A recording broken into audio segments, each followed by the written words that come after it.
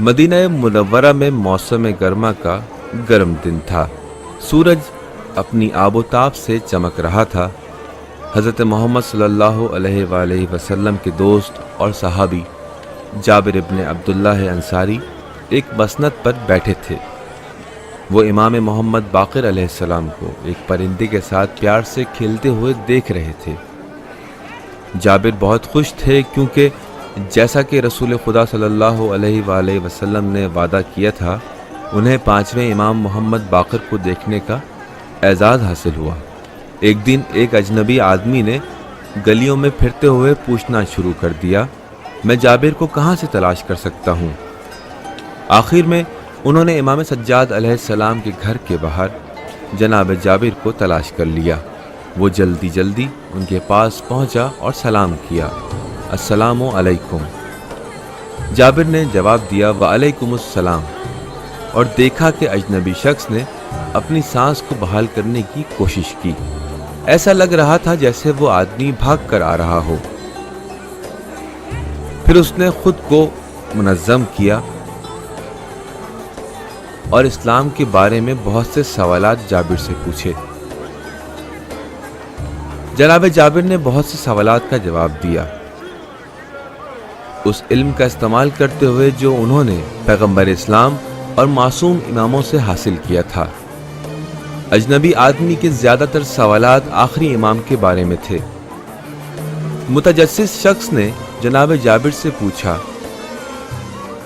آخری امام کا نام المہدی کیوں ہے؟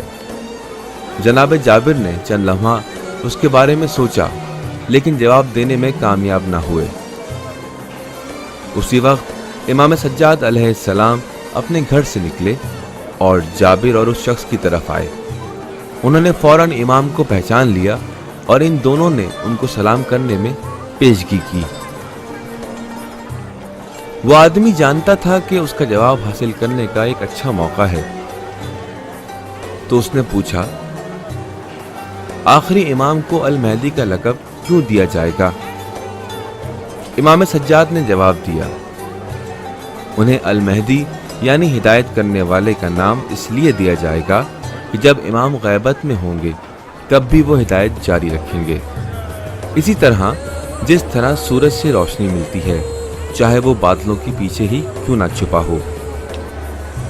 اس آدمی کو یہ جواب بہت دلچسپ معلوم ہوا۔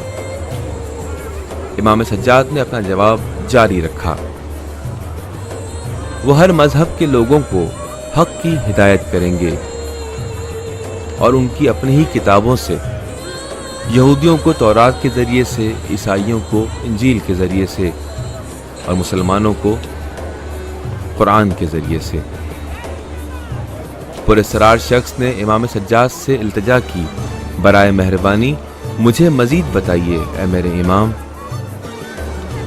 امام سجاد نے جواب کو جاری رکھا، دنیا کے تمام خزانے امام مہدی کے پاس ہوں گے اور وہ فیصلہ کریں گے کہ وہ انہیں کس طرح استعمال کریں۔ وہ شخص امام مہدی کی محبت سے سرشار ہوا اور اس نے درخواست کی، میرا علم بہت محدود ہے، برائے مہربانی مجھے اپنے محبوب امام مہدی کے بارے میں مزید بتائیے، وہ سب بتائیے جو کچھ وہ کریں گے۔ امام سجاد نے اپنی بات کو مزید جاری رکھا، وہ لوگوں کو ایک دوسرے کا دوست بنانے میں مدد کریں گے، وہ لوگوں کو قتل و غارت اور چوری اور ظلم سے روک دیں گے، اور اللہ تعالیٰ انہیں اس طرح سے دنیا کی حکمرانی کرنے کی اجازت دے گا جیسا اس سے پہلے کسی کو نہیں دی۔ اس شخص نے حیرت انگیز طور پر امام سجاد علیہ السلام کو دیکھا۔ جناب جابر بھی ان باتوں پر حیرت زدہ تھے جو وہ امام سجاد علیہ السلام سے امام مہدی اجل اللہ تعالیٰ فرجہ الشریف کے بارے میں سن رہے تھے۔